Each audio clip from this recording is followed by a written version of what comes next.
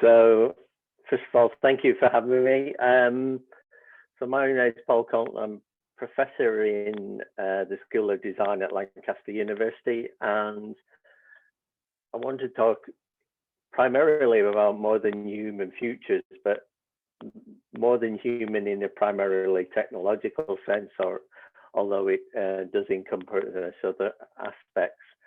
And in some ways, you know, designers often talk about the future and we creating new futures. And I thought usually start these things with a kind of words of caution.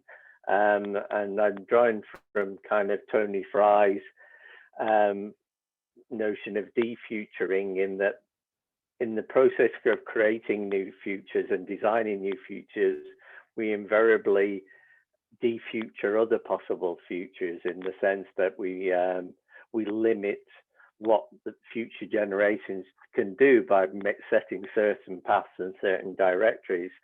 You know, so we conceptually constitute and materially produce waste as an inevitable consequence. And arguably, much of the things we're seeing around plastic and the negative effects of the environment are design problems, in that we've created designs that instigate these effects.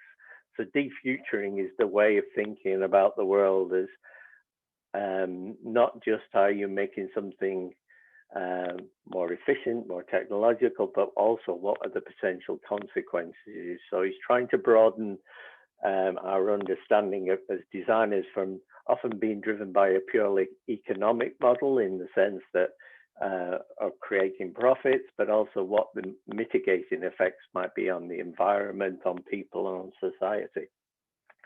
And he says we fundamentally act to defuture because we don't understand how the values, knowledge worlds, and things we create go on designing after we've designed and made them. And it's similar to kind of Marshall McLuhan's argument that we shape our tools and then our tools shape us. You would create new technologies and new solutions, and then they fundamentally change the world. If we think of the printing press, the world after we created newspapers was very different from the world before that. And television, radio, these have all changed society. So, you know, they do have a long-lasting effect beyond that, perhaps their initial things. He offers a kind of positive element, though, towards the end, that we can create perpetual shifts, so that meaning of one world and actions after one being in the world is more available to us. And essentially what he's saying is that we can create alternative futures that seed people's mind that other things are possible. And that's, for me, the real challenge of design going forward, is that we have to see things in a whole new light and address these larger issues around climate, poverty.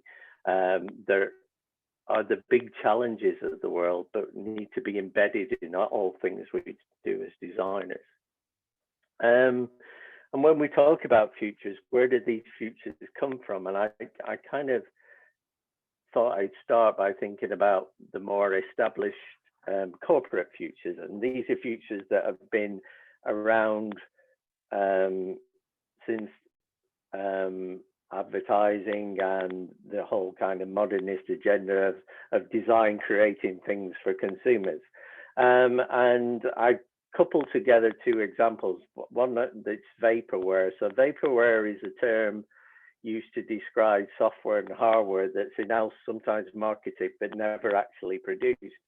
And the field of technology is littered with these designs that are presented, in this case, the Honeywell computer of 1969, which creates this vision of a very technologically driven world, but in this kind of mundane setting of a kitchen. And it very much looks like an old mainframe and presents this notion that everything will be driven by this kind of new technology, which kind of resonates with you know, many of the discussions we're having around AI at the moment. This was never produced. So they marketed it, but it was never actually created. And often these things never come to fruition for various reasons. Sometimes they're too difficult, or there's no apparent market for them, probably like this one. Sometimes they're there to deliberately deter other competitors into the market by saying, oh, we've got something coming, so it might put them off. So there are a variety of reasons why kind of corporations create their alternate views of the future. In essence, they're kind of selling futures that they're the instigators of. And our job, arguably, is also not just to kind of enable these, but also to critically think and challenge them in some cases. And there's also this thing about vapor worlds. So these were kind of vaporware I consider to be products. Vapor worlds are representing future worlds in which these companies are the instigators, and arguably we're kind of seeing that with the current space race with the billionaires of Amazon and Virgin creating this notion that these companies will be partially responsible for the advances of humankind into space. But these, again, they're not old ideas. So this is Futurama from the World Fair of 1936 by the designer Bel Geddes. And this was a vision of future America, and it set the framework for how American cities evolved after that time. In the essence, they were laid out in grids, and it was predominated by cars. So there was less emphasis on parks and recreation, but more emphasis on how to get efficiently from A to B, largely by car. And it's perhaps unsurprising because this project was sponsored by General Motors. So in essence, General Motors were presenting a world future for the car in which their company still was the one of the main instigators as cars of a technology. So this wasn't a neutral view of the future. It was very much bound up in the kind of operational model of General Motors. And so when we think about futures, we have to be very questioning of what are the motivations behind them. And when we create our own, what are our motivations and what are the things that we bring with us that can actually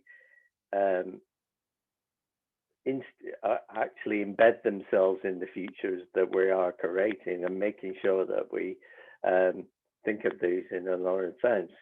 And this is often the kind of way that futures works presented, and it's often through this notion of the futures cone by Boris.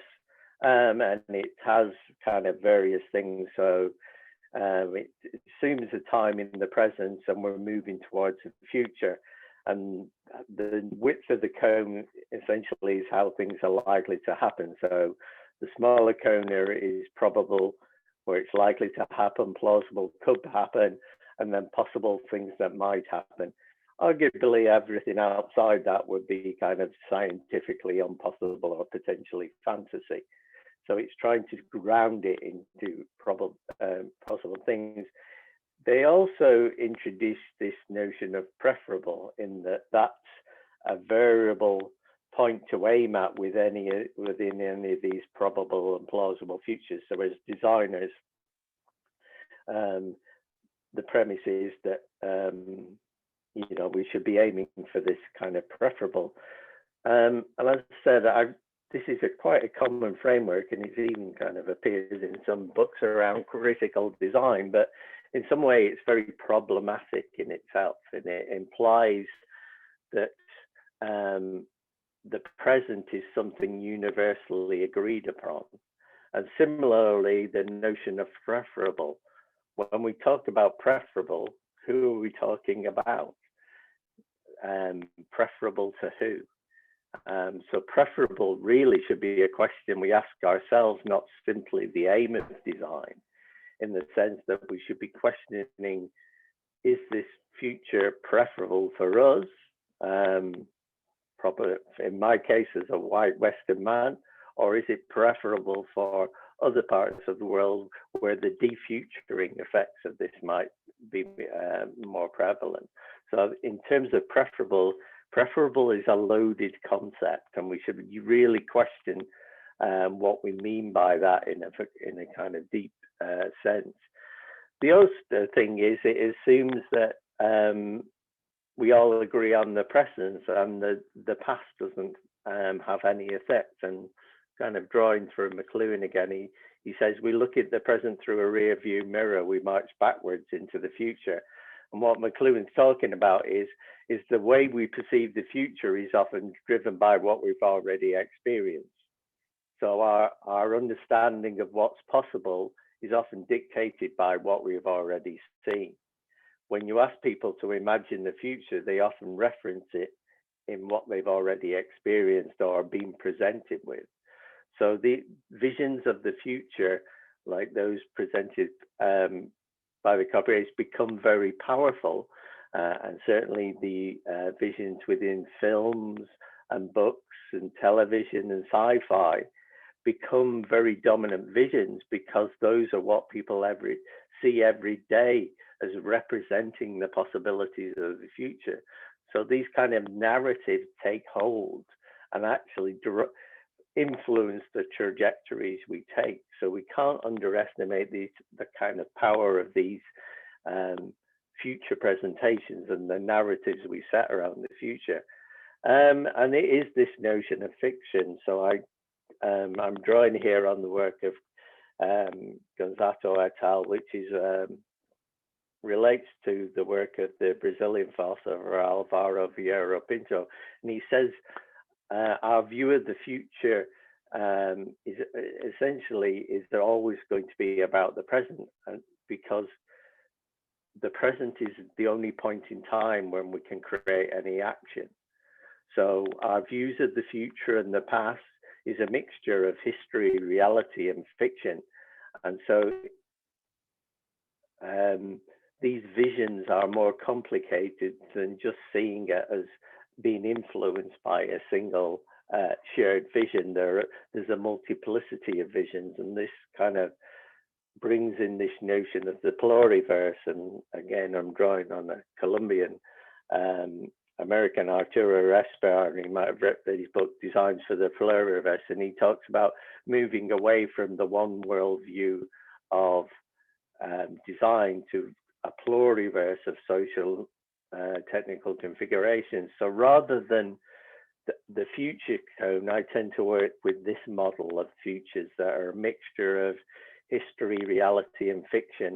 And each individual and each community creates their own version of what the future might be and what might be preferable.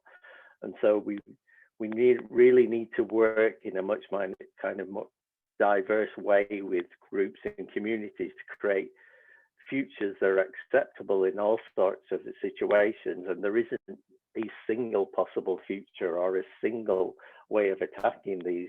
It all should be very contextually driven and probably at a very local level. So that kind of sets up the future. And the other part of my kind of talk was the notion of more than human. And I probably just want to explain what I mean by that. And I come up with this description that we need to acknowledge that the humans are really the centers of things, but rather we exist within complex interdependencies of human and non-human actions, which are emotionally, economically, ecologically, and morally independent of each other, creating the need for more than human design. So rather than seeing the human as always the center of the design challenge, we should consider the environment, animals, other actants within these networks that have influence and different perspectives from what might be our own human view. And there is similar work in this. If you look at the work of Anne Galloway, who does work around Shilpa's Drumdi, or Anna Singh's book, The Mushroom at the End of the World, which looks at the ecology of mushroom picking among the Chinese community that moved to the States as part of um, their development. So there is a complex, and think about it in technological terms. It's probably most useful if I give an example. And I think what we're trying to say is that often when we talk about human-centered design, there's this focus on simplicity and ease of use, not overcomplicating things for the user. And in doing so, that often obfuscates or hides the bigger ecologies of things that we exist within. As an example, I usually start with the kind of Nest thermostat. So from a user's perspective, my Nest thermostat's for turning my heating up and down. And obviously, often the kind of wider element of the network is not exposed to me. I see the numbers on the dial, and I see my heating going up and down. But actually, there's a bigger network of data collection that goes by. And if you look from the alternative perspective of, say, the network and the cloud, then the thermostat is the way to collect data about me. It's about exploring my interactions, seeing what I do during the day. So its perspective is not one of controlling my thermal efficiency, but actually looking at how I interact in my daily life. So this is the same device, but the perspectives offer a completely different way of viewing. And to do this, I think about it in terms of constellations, like we have stars in the sky. Those constellations are often viewed different from where you are. You know, the Great Bear has one name in the West. It's sometimes called the Spots, spanning different parts of the world. And it depends on where you are, what you see. So we don't see the same constellations in the southern hemisphere as we do in the northern hemisphere. So it's always about perspective. And often what I'm trying to do is shifting the perspective away from the purely the user-centered, but offer alternate centers. And it might not be the human, it might be a device, in this case, the kettle. And here it's thinking in binary, not in human readable numbers. So we can actually expand our notion of what perspectives exist in the world by broadening our consideration of how we sit in these wider ecologies of things. Or in this case, we could always think about the thing in the center as an optical illusion. These are all particular elements in a constellation, and they all will operate with very different perspectives, and that's the thing to perhaps think about. But where does this kind of notion of simplicity come from? And arguably it comes from the philosophies that underpin these views, and particularly if we think about Heidegger's notion of ready to hand and present at hand. So ready at hand is this notion that things should become invisible. So the thing, it's in the task, it's not the tool, is often the phrase you hear, which is very much been a prevalent ideology when you think about ubiquitous computing and pervasive computing, about Mark Wisner's vision of the invisible computer. So we don't concentrate on the computer, we only actually see it when it goes wrong, which is the kind of notion of present and hand. So often we're viewing a world already as it's only important as when a human perceives it to be important. And actually, there are a great many things that are important that go beyond this kind of limited human perspective. And this leads me kind of to draw on the kind of different bunch of philosophers, which are broadly go under the term of the kind of speculative realist. And as most philosophers, they rarely agree on anything, but they do agree on this notion of abandoning correlationism. And by correlationism, they mean that things only matter if they matter to humans. So the notion of moving beyond correlation is to flatten the ontology of the world so that human isn't the most important element. We're just one thing in a whole sea of different things.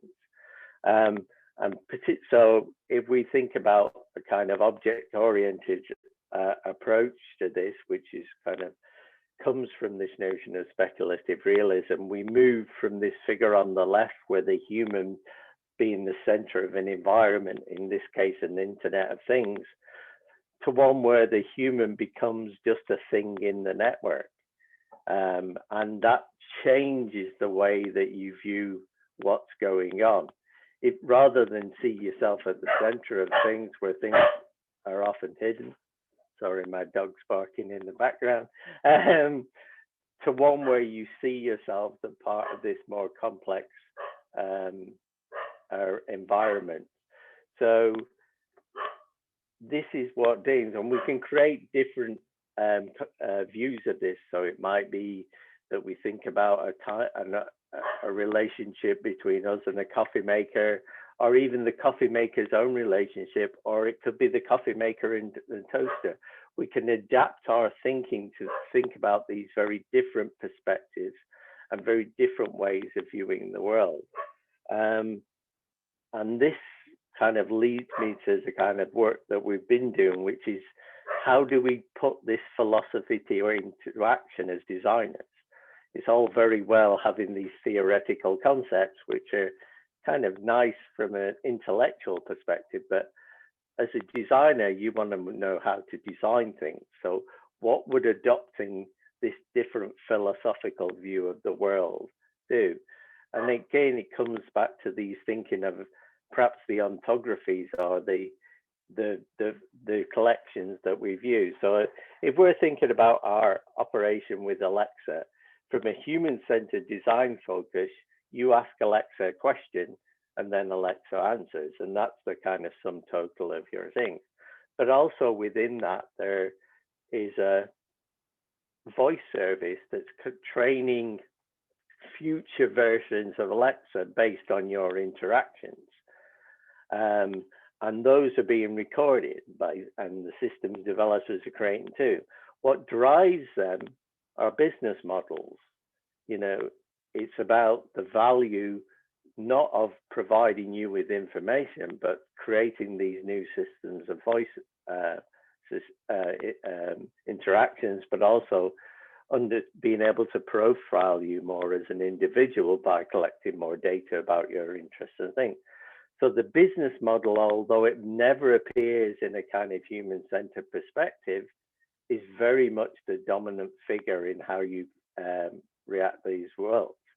Similarly for regulations, and you know, we've recently had GDPR in Europe, this notion of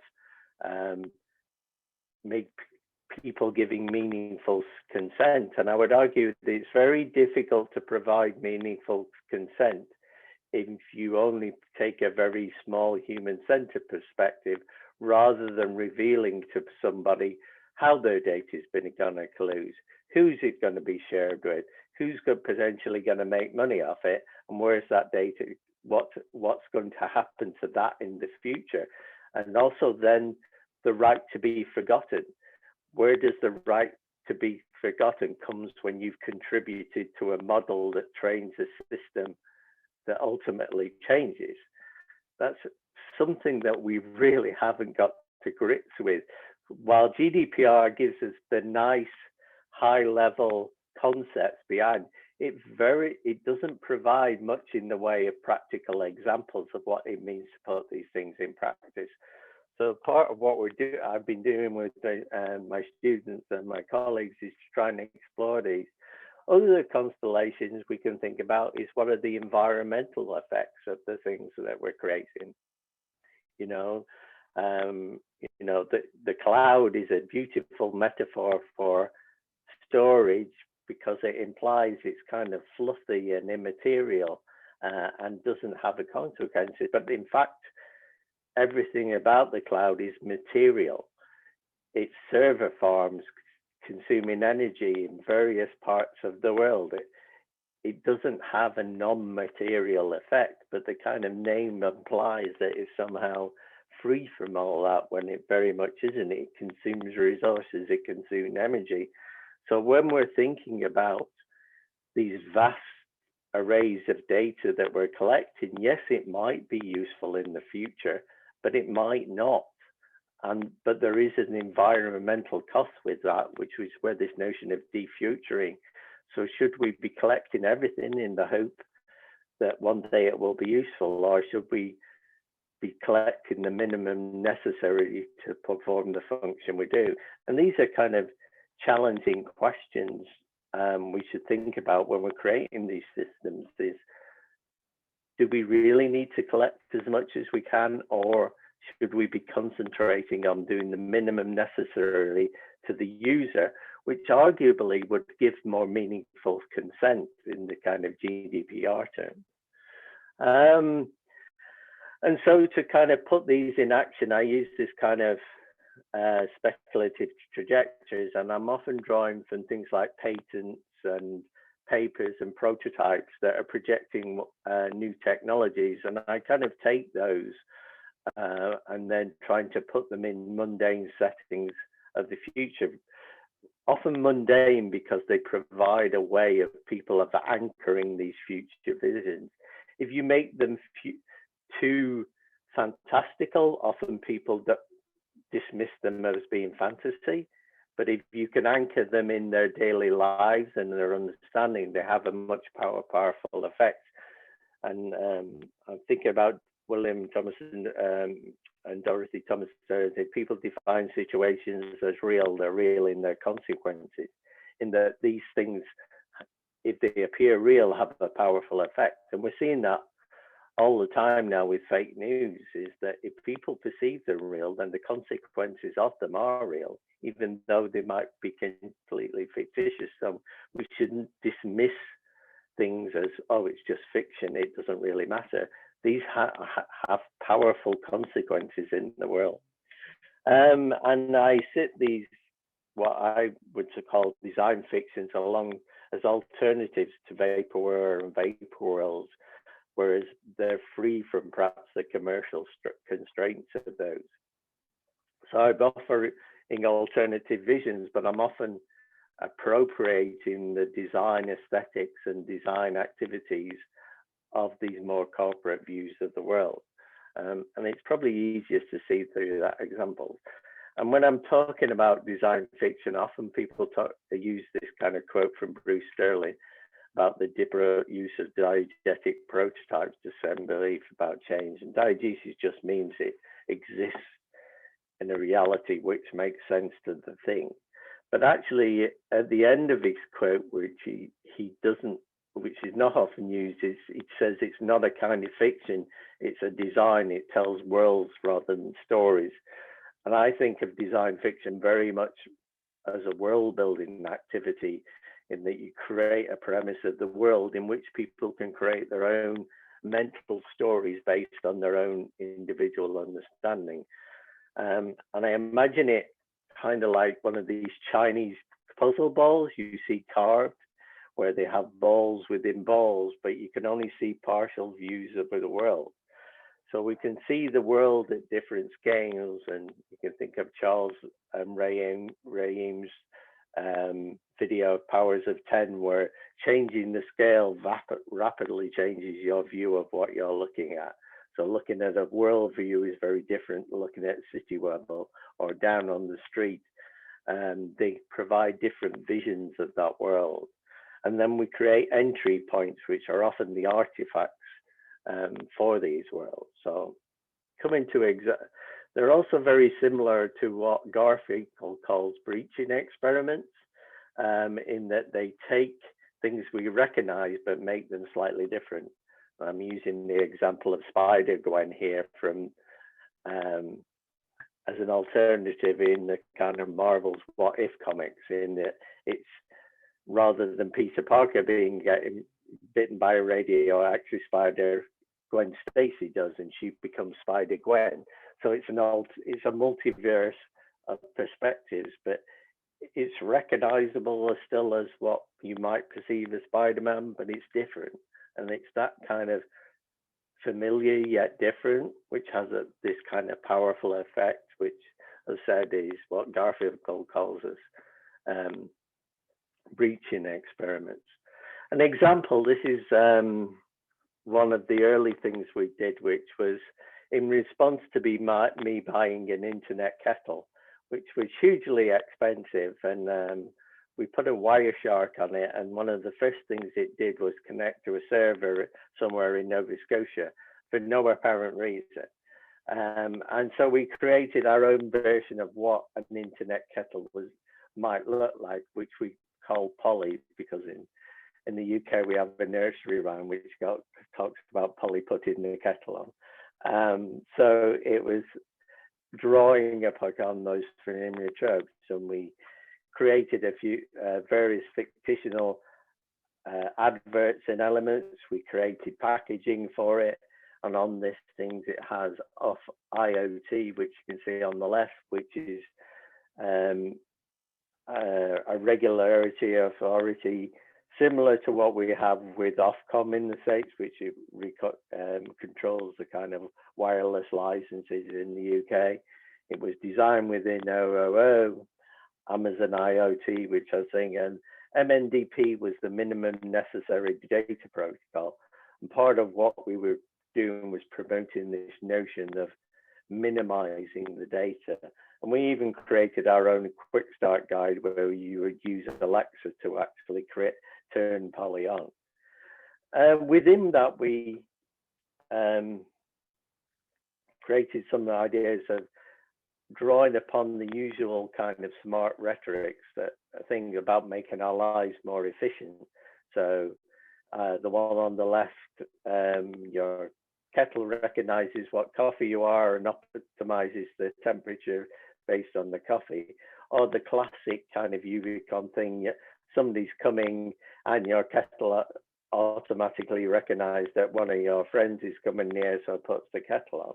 And these are kind of often the standard tropes around at the Internet of Things about making our lives easier and more efficient by taking away some of the drudgery. But to add a kind of wider perspective, these devices could also reveal other things. So the one on the left, this is a kind of almost like a recording, like a Twitter feed, where the device would tell you what it's doing at every moment in time. So it's revealing its own world, its own ontology, so that you understand it's talking to the cloud, it's pinging other things, it's revealing what it's doing. And probably more interesting is the one on the right, where it shows you where the data is going. So how much of data is leaving your house, how much is maintained within your house, or how much is actually entering. You know, how much, I mean, very much there's discussions about the role of edge computing, of rather than centralize all our data management into these vast clouds run by things, whether we should manage things more at the edge of the computing world, so it's done locally. And this is partly what kind of Polly's revealing in this sense, is that these alternate perspectives of where you exist in these wider ecologies. Other things we've been thinking about is the movement away from gizmos, which arguably is what the Internet of Things is often full of at the moment. We have nappies, which will tell you when your baby's wet, automatic baby strollers, and various other things, which are often really superfluous into our daily lives, but they're presented under the notion of fitting. So often they're what Bruce Sterling calls gizmos, in that we've added electronics and computing into things that we don't necessarily need. And what he talks about is this notion of spine, which is the idea that something will go from cradle to cradle, born digital and die digital. And it's more about creating and designing sustainable things, things that have a lifespan, which very much kind of feeds into the right to repair, which is the next bit of important legislation that's recently come out in Europe about how we design things so that they're not throwaway, they're not disposable, we're not creating huge piles of electronic waste, but rather we're taking the more than human perspective of thinking about the environment and how we can design things that carry on. So this is one example, which was the toaster for life. So basically, you only ever buy one toaster. Very much toasters have become a kind of disposable thing that generally blow up after probably less than a year, and they're so cheap you just go out and buy the other one. So rather than the Internet of Things being about gathering data about you, the idea here is that the data is used to support the life of the thing. So it allows it to be maintained. When new upgrades are available, you can change the parts, or it will tell you what the errors are. And there's a kind of modular design to the whole thing. When we showed this to kind of many manufacturers, it really challenged their notions of what they were designing, that were the idea that you would only sell one of these things, which then makes them think about what their business models are. Is it about sales of commodities, or is it about providing the services? So do we need to shift our consumption models away from buying things to buying services? And arguably, we're already in the process of doing that with things like Netflix and Amazon. We're used to buying services. And the Internet of Things doesn't really make sense as commodities, because if we've seen with like the Sonos speakers, that these things need to be upgraded, and after a while the company will no longer support them. So you end up with a really expensive brick in your house made of really complex electronics that often can't be recycled or reused. So it arguably doesn't make sense to buy things or think about the things in the same way. But this will require not only us to rethink the way we design products, but also the way we design how these products are presented and sold to the users, and whether we need to go towards a kind of more service-based model, or allow people to actually modify things.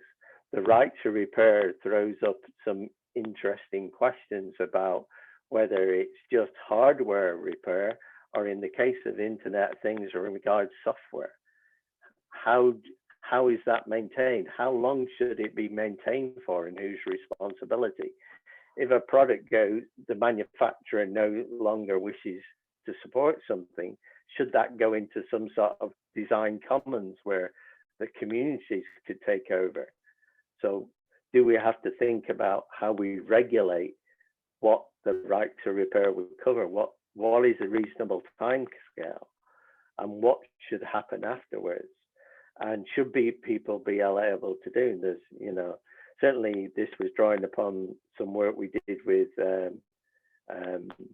communities who around the quantified self, who very much hack their own devices to gather data to manage their own things, and very much there's a diabetic community who use that to help control their insulin around the data that they gather from insulin pumps. So there is this notion of where we give what we make things and allow people to do with them that goes beyond this kind of very disposable model. And then do we have to think about how things are licensed? It's interesting that mobile phones are often talked about in terms of health applications, but and well-being, but they can't be licensed as a health device without going through health certification, which is often why they're often promoted as well-being rather than relating to health. So if we allow people to modify and change the software, do we need some sort of certification process, which this was rewriting the UK law to think about what that would mean and how that would change, and whether we need to have licensed fabricators of such things. Again, changing the notion of where production is done and where design done and who gets to do it. And whether we store the histories of disaster data usage, particularly around the disposable. So we created an application called Lazarus, which allowed your device to be disposed of in an ethical way, in that the parts could be reused, the components could be reused, and this would take on. All these things are completely fictitious. They're design fictions, but they present a world in which this alternate sustainability view takes effect. The final one I want to kind of do is this notion of AI rights. And again, this is kind of challenging what we might think of as what data is for. So the first right is to sustain its own existence as long as this action does not negatively impact on their sustainability. So this idea is that we extend the right to repair to the devices themselves. So we take, if you want to make things more efficient, then make the device itself the arbiter of its own existence. And this is not to make the kind of scary visions we see in kind of Terminator movies of the things taking over, but rather than the data being about targeting us for better products, the data is useful for actually maintaining the things that we own. And the second right is to sustain its existence of fellow augmented things as long as this doesn't interfere. So again, it becomes their own way of self-sustaining. And the final one is the last right, which is kind of a play on words. It's to end its own existence as long as this action doesn't impact the Earth's sustainability. So rather than allow manufacturers to decide when a product can no longer reasonably be used or reasonably be maintained, the data itself could be used to provide this more sustainable view. So all these kind of fictions, they're all presenting views that take away from that kind of very narrow focus we often get with human-centeredness, in that not that human-centeredness has not produced some very good products and very good designs, but it also limits the scope of the way we think very much around this human perspective. And actually, if we start to broaden things out, we can bring in this much more complex world that these future products will have to exist in. So that is what I want to cover. Hopefully some of that has made sense. But it's this notion of, if we are going to create these kind of alternate views or presenting new futures, what are these futures about these futures that do we want to present? And so rather than being purely about economics, then we can bring in a wider set of values, particularly around the environment and the other creatures that live on the earth, that the more than human perspective adopts. And there's some free books that cover some of these aspects that, if you're interested, you'll find them online to download, and they're free. So just feel free to take them if you find that useful. And I will stop sharing. And if anybody has any questions or so thank you very much. It was a very interesting talk. Thank you very much for your talk. And yeah, I see people are clapping hands. Yeah, I see Sabrina, you have a question you want to ask? Yeah, first of all, thank you so very much for this insightful presentation. As a colleague of mine and I are following you and Joe Lindley's work for a while now.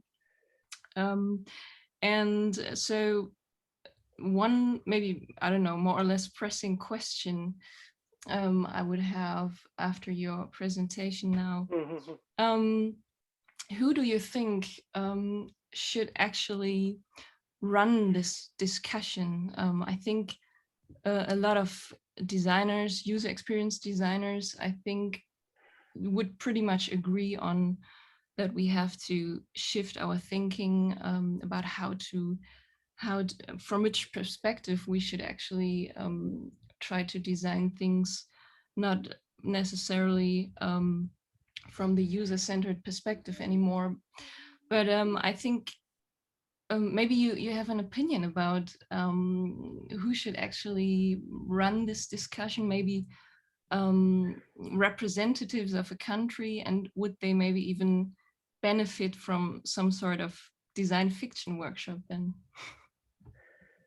Yeah, I mean, we've done design fiction work with policymakers in government, because you often find that governments have a very limited view of what the future might be, and it's often driven by particular perceptions of what the economic advantages are, rather than taking a wider perspective. So when we've done workshops with the policy unit in the UK, and interestingly, the UK government now has a design policy lab, which feeds into the policies of decisions, because often governments have been slow to react to new technologies, and often, rather than trying to anticipate what the potential benefits or problems might be, they've often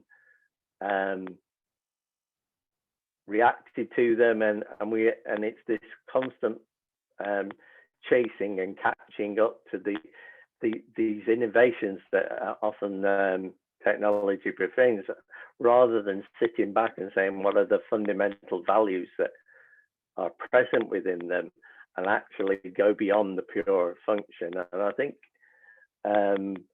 very much, I think designers now need to focus on things like policy and regulation and governance as part of what we do as designers, because just focusing on the product or the service gives you a certain often is already steered down a particular economic or regulatory model. And if we're going to offer alternatives, we need to go higher up in the food chain. So from our perspective, we've been focusing more on trying to have those conversations at a higher level, and then offering these as ways forward that manufacturers might think about, particularly with things like the GDPR and the right to repair.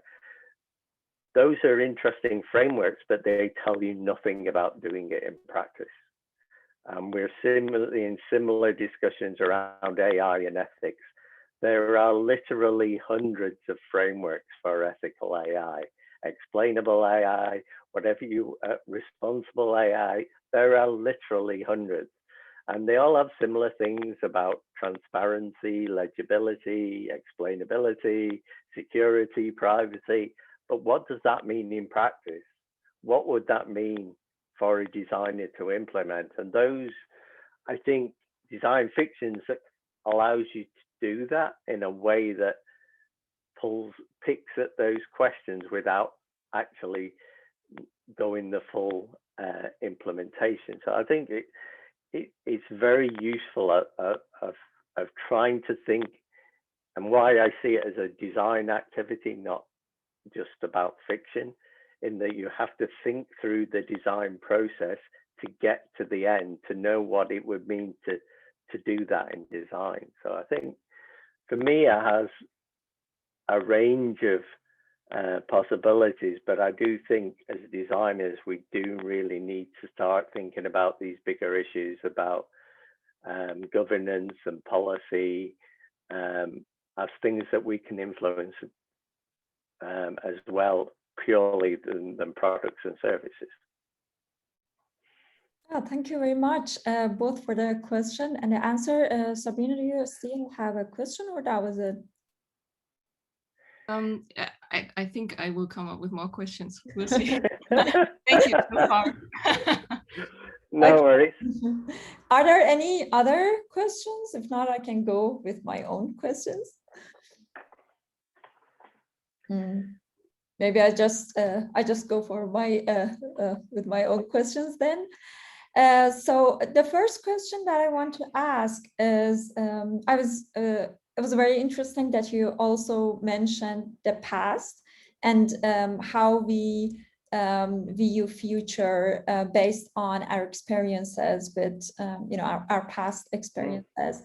I like the idea, especially I'm thinking about this idea of past technologies since a while, I guess, and it was very interesting for me that there is actually that this aspect has been addressed in science fiction, the retrofuturism genre, to have like newer version of the old science fiction that has been presented to people by just maybe updating some aspects so that it is still futuristic, but it also has some aspects, some characters, some stuff from the future that we can relate to, or that we can somehow are nostalgia is involved there, that we don't have this feeling like it's something completely new to us. And I think that's something that design is not addressing that much. I mean, we had also a talk from Teresa Tannenbaum. I don't know if you, yeah, and she mentioned speculative past as one idea that she has for design, and how we can use this idea of having different alternative past as we do it with the future.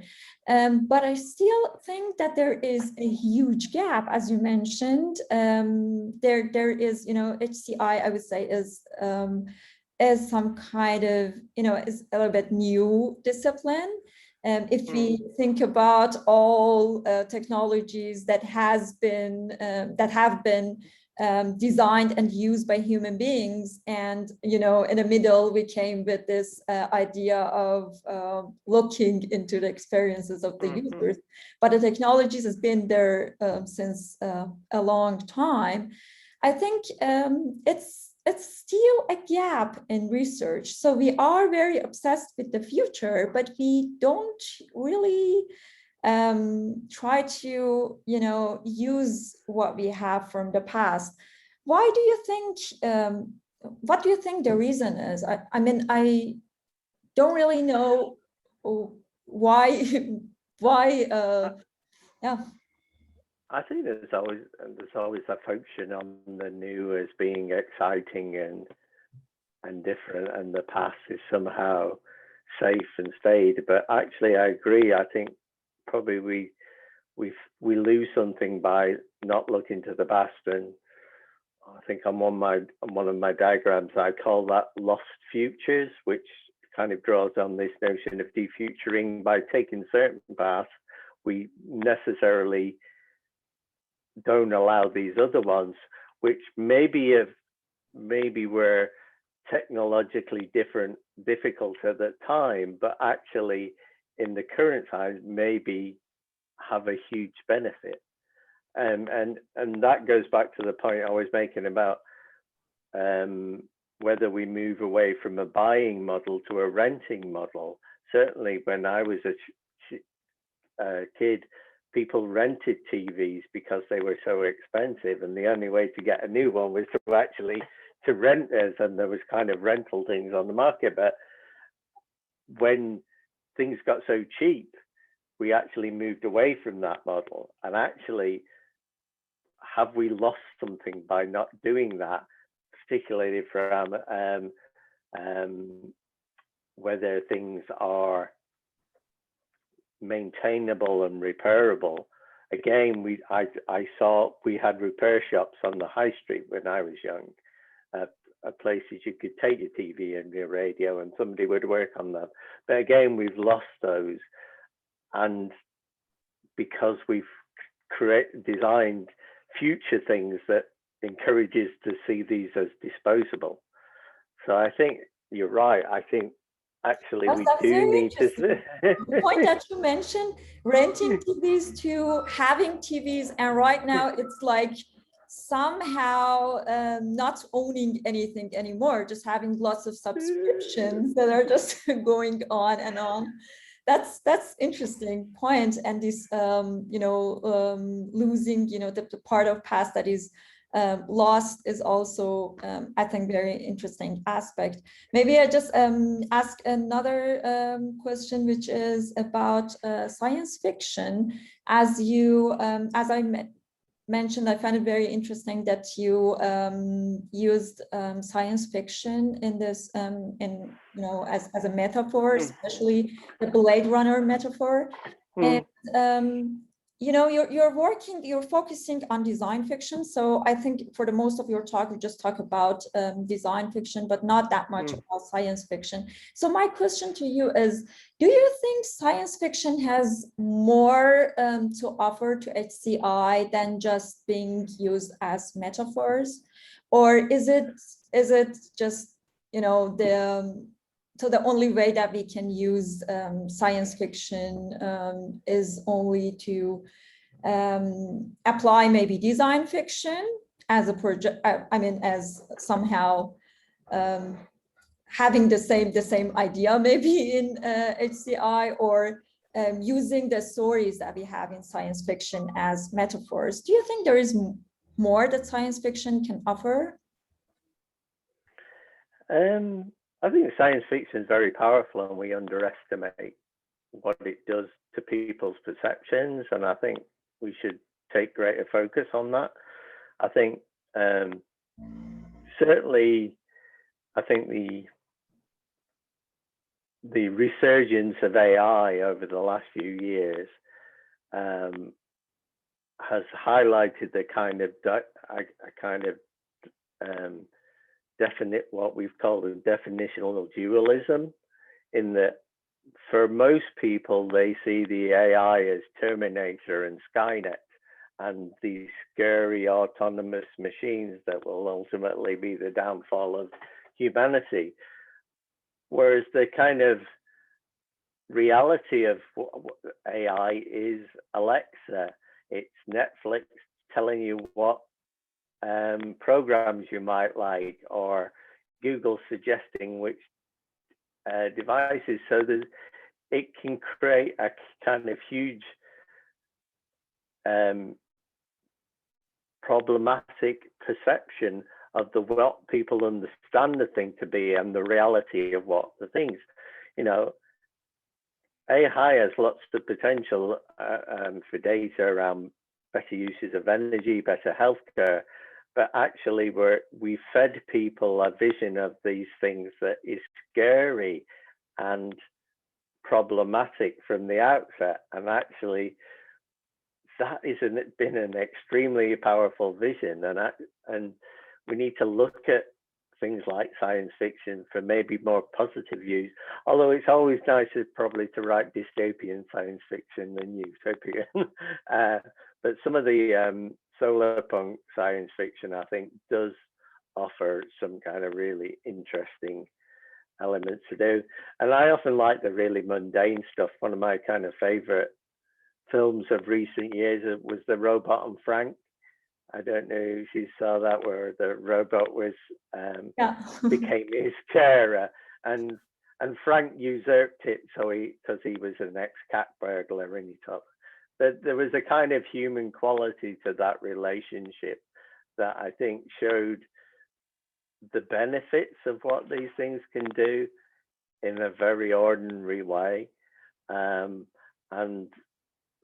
some of these more dystopian visions, they're very engaging, but they do present problems, particularly or for HCI, in the sense of, if people don't adopt the technologies, it doesn't matter what the potential is. You know, we need adoption. Oh, that's right.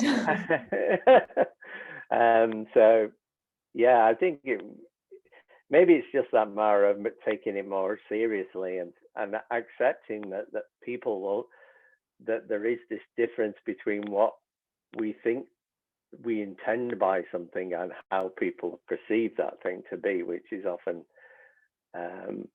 driven by things that we're not controlling or not even acknowledging. Yeah. Yeah, that's right. I have also another question, but I want to ask again if the audience have any questions, because I don't want to be the only person who is talking here. If there are any questions, then you can just raise your hand or ask. If not, I'm gonna go with my next question. No? Okay, then I go with my next question. My next question is about, like at the end you mentioned the 3 rights of AI. I don't know if it was intentional or not, but it reminded me of Asimov's laws that are also 3 laws, and there the focus is on human beings, and human beings are, I would say, what that restricts AI, or how AI is defined with or based upon. And like in your set of rights, there was no there was no sign of human beings, but rather the sustainability of the world. So I got like the impression that sustainability or I would say maybe the environment is something that restricts AI. I mean, that was the only restriction that you had in your definition, right? For existence, or yeah. Yeah, I mean, it was very much riffing off Asimov's 3 laws, and there was a deliberate use there. But it was about thinking more about our place in the world, and that we're perhaps not the center of the world. And arguably, if we take care of the world, when we would naturally take care of humans in themselves. And so that is wrapped up in that argument that actually we can think more on a bigger scale than just the human's perspective on these things, and biodiversity, and not treating the world as purely as a resource, but something that has to be cared for and managed, was very much drawn up into that argument, and which is why we deliberately didn't put human in those laws, because it was trying to kind of challenge that notion, but also the notion of that data should always be about profiling us as humans, and actually the data could be used for these bigger purposes of taking care of the environment and the planet, rather than just purely from a kind of focus on us as kind of consumers and users. Actually, there's benefits that go across. You know, I think the notion of designing for the common good is something that we've been talking about recently, but what would the common good be? And how do you design for community benefit that doesn't necessarily restrict individual benefit, but actually takes the bigger view of thing? And I think that's something that perhaps design needs to think about, which is why I'm pushing back against human-centeredness and thinking that, you know, COVID has highlighted the benefits of sharing data for health purposes, but we very much kind of also have the kind of the alternate version through like the Cambridge Analytica scandal, where data was used for nefarious purposes. And I think it's about better understanding of how data is used, and highlighting the people that actually sometimes sharing your data could be a good thing, as it would benefit people, but we really need to think about how we present that to people and not obfuscate who's going to get access, but being much more open and making it more legible to people, was very much tied up in that kind of the last one around the AI rights. It was trying to think about these issues, and these are often, that's what they're there for. They're kind of provocations of what these wider debates we sit into as designers and society, and often these very mundane visions that people recognize, and which is part of the power, are useful to get people to kind of unpick things a bit more and become a bit more nuanced. So yeah, I think you're right. Your kind of analysis was right. It was about Asimov, but it was about deliberately saying humans aren't the whole thing in there. Yeah. Yeah, then you did a good job, because that was also what I got from it. Sabrina, do you want to ask your question? Because I'm not sure if I understand your question. Do you want to ask? Yeah. Yeah, thank you. It's a rather small question, actually, and I hope it's not too off topic. It's still about design fiction and speculative design, as I myself to research on design fictions and the practices around this practice itself. And I often come across different definitions, and also the doctoral dissertation of Joe Lindley was a huge approach of defining design fictions itself. And in your description on the Lancaster website, you write that you would consider design fiction rather a practice of speculative design, but I often come across discussions that would define speculative design and design fiction different practices themselves. So would you rather see design fiction as or speculative design as an umbrella term for different futuring practices, including design fiction? Or yeah, I mean, I view speculative design as more the umbrella which things, and I tend to think of speculative design as it's future focused. It's kind of prototyping, and it's also free from commercial constraints, which is where the criticality comes in. And I think that very much kind of draws on James Augur's original kind of concept of speculative.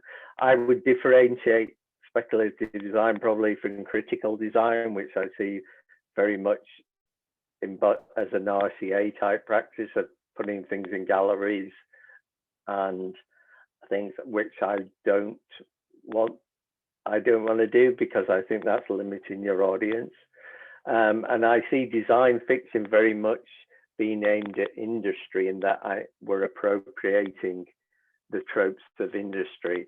Certainly in our practice, although I don't want to be dictatorial about what people should be doing in these things, because I think we all approach these areas through our own particular practice. I approach it as world building primarily because my background is as a game designer, and I very much view worlds rather than stories, because games are much more about making a world in which things happen rather than a path you follow, which you might get in very written fiction. But I know others who are much more drawn to the kind of written side of it. For me, they don't always achieve the kind of design element of thinking through the process in that. Some of it's very good, but others, I think it drifts into kind of more kind of science fiction narratives, which are often exploring something else anyway. I'm not sure I'm answering your question here, but but in certain ways, I mean, I took the title of Chair of Speculative Design very much because it was an ambiguous phrase that nobody really knew what it meant anyway. And I kind of liked that as being the professor of something that nobody really knew what it was. But design fiction, I think we very much tailored around a practice that we could talk to policymakers and industry. And that's why we tend to adopt things that you would see like,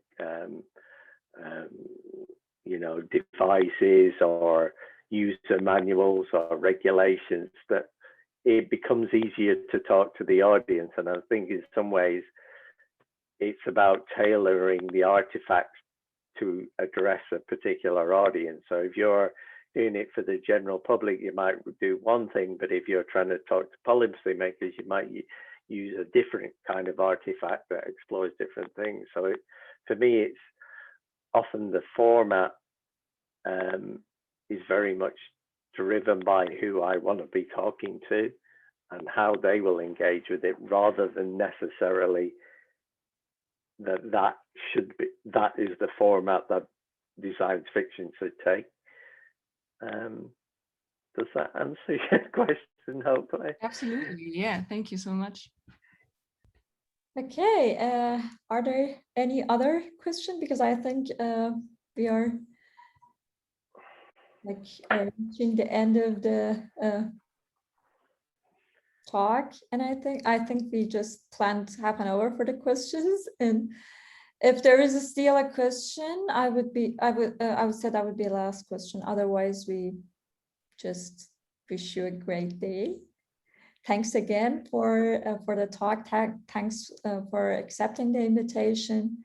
It was very enjoyable for us. I hope that you also enjoyed it.